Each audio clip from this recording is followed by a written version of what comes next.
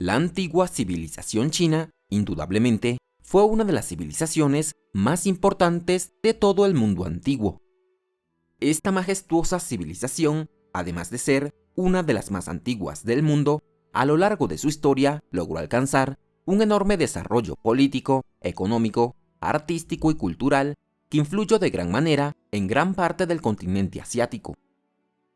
Los antiguos chinos fueron capaces de construir un poderoso imperio que se mantuvo de pie durante miles de años.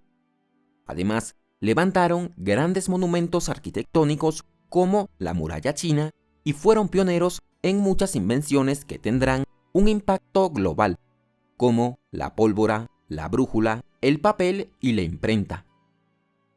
Sin embargo, esto no fue lo único en lo que destacó la antigua civilización china, pues esta también experimentó un enorme desarrollo filosófico que dio origen a numerosas escuelas de pensamiento. Dichas escuelas, durante miles de años, han moldeado la cultura, la ética y los valores de millones de personas, no solo en China, sino también en otras partes de Asia, por lo que no cabe duda que la antigua filosofía de China es uno de los legados más importantes que nos ha dejado esta majestuosa civilización. El gran desarrollo intelectual de la antigua China ocurrió en un periodo histórico que es conocido como la era de las 100 escuelas de pensamiento, un periodo que abarca desde el año 770 al 221 a.C. Al principio de este periodo, la antigua China estaba dividida en diferentes territorios, cada uno de ellos gobernado por un señor feudal. Estos señores juraban lealtad al monarca, pero gobernaban sus tierras con autonomía. Al inicio, ellos respetaron sus juramentos. Sin embargo, cuando se volvieron más poderosos que el mismo rey, cuestionaron la autoridad real y comenzaron a expandirse hacia los estados vecinos. Así, progresivamente, la antigua China se dividió en 7 estados independientes que se enfrentaban constantemente entre ellos, sumergiendo al país en el caos y la guerra. Precisamente, fue en medio de este contexto de enfrentamientos y violencia que surgieron la mayoría de las escuelas de pensamiento chinas.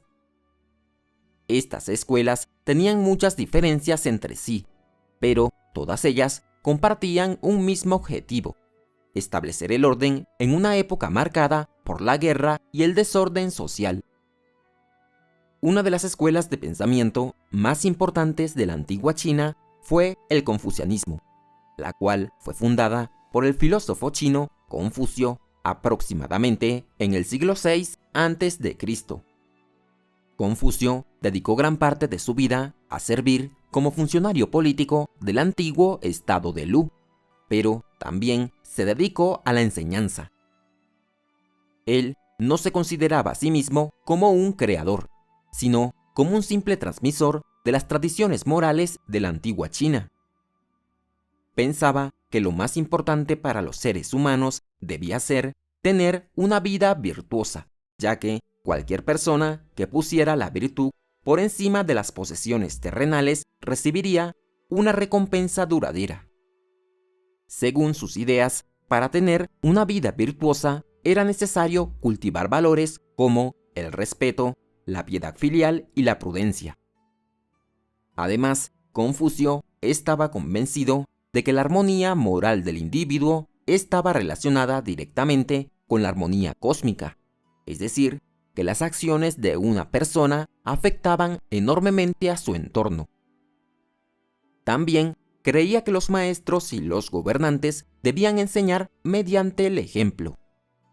Ellos, para ganarse el afecto y el respeto del pueblo, debían actuar con sensatez y no con la violencia, pues todo maestro y gobernante debía ser ejemplo de sencillez, moderación y debía cumplir con las normas morales con rigidez.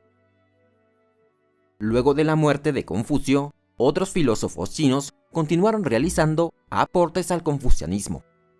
Todos ellos llegaron a la conclusión de que existían una serie de virtudes que estaban en todas las personas, pero que era necesario desarrollarlas. Estas virtudes eran el ren, o la benevolencia, es decir, cultivar en nuestro interior el amor y la empatía hacia los otros. El yi o la rectitud, es decir, hacer siempre lo correcto y lo justo. El li o la conducta ritual adecuada, lo que quiere decir tener siempre buen comportamiento y buenos modales. El si o la sabiduría moral, es decir, la capacidad para ampliar nuestros conocimientos para así ser capaces de actuar con rectitud y buen juicio. Y por último, la fe. Para el confucianismo, todas las personas eran iguales, así que cualquier individuo podía cultivar estas virtudes a través de la educación. Otra de las escuelas de pensamiento más importantes de la antigua China fue el taoísmo, una escuela fundada por el filósofo chino Lao Tse alrededor del siglo V a.C. El taoísmo afirmaba que era necesario hacer lo que es natural y seguir la corriente de acuerdo con el Tao, una fuerza cósmica que fluye a través de todas las cosas y que las une y libera. También sostenía que no se necesitaba crear tantas reglas y leyes para controlar a las personas, pues esto lo que hacía era crear más criminales, ya que mientras más reglas había, mayores eran las posibilidades de que éstas no se cumplieran. Lo que sí había que hacer era reconocer la existencia del Tao. Como todos los seres humanos formaban parte de él, cada persona tenía una parte de la otra. Así que, al reconocer que los otros individuos tenían nuestras mismas preocupaciones, sentimientos y derechos, se promovería la empatía y la compasión, y de esta forma se crearían mejores personas. Por otra parte, el legalismo también fue otra de las escuelas más influyentes de la antigua China. Fue el filósofo chino Han Feizi el que le dio forma al legalismo al sintetizar en sus obras las ideas de los filósofos legalistas anteriores. El legalismo rechazaba tanto al confucianismo como al taoísmo, pues sostenía que los seres humanos actuaban solo por interés propio. Por eso se requerían leyes estrictas que ayudaran a controlar sus impulsos naturales hacia el mal comportamiento. Para el legalismo, la única forma de combatir el caos era por medio de estrictas leyes que prometieran castigos severos para aquellas personas que no las siguieran al pie de la letra. Otra de las escuelas más destacadas de la antigua China fue el moísmo, una escuela fundada por el filósofo Mo Xi.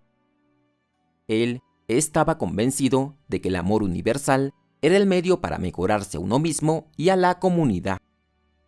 Además, resaltaba la importancia del consecuencialismo para definir quién es bueno y quién es malo, es decir, que para él son las acciones de las personas las que definen su carácter y su bondad.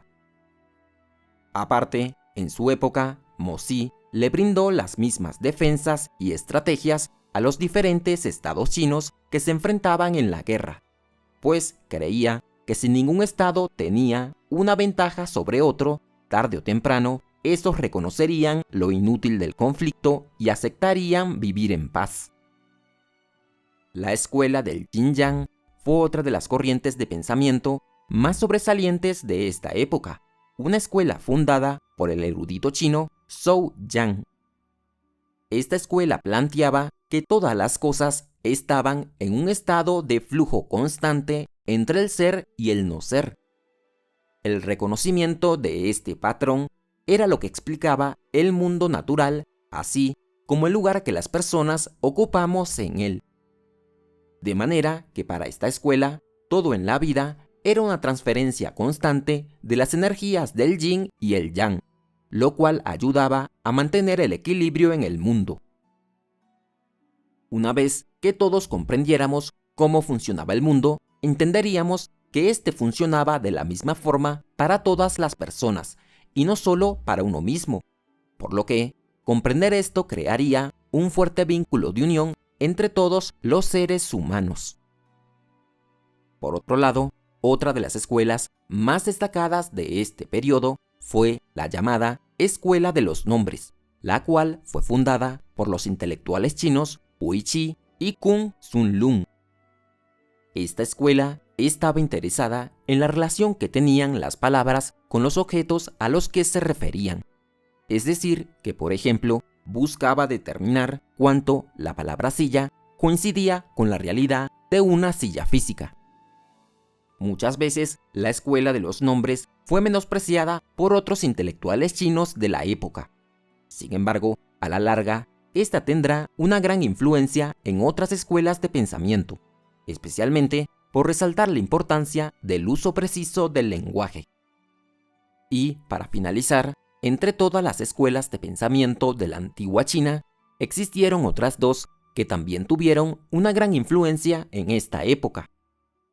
Una de ellas es el agrarismo, una escuela fundada por el filósofo Su Xing. Esta escuela tenía una filosofía igualitaria que sostenía que las clases sociales conducían a la opresión y que todos, desde el campesino hasta el rey, debían trabajar la tierra por igual y beneficiarse de sus derechos.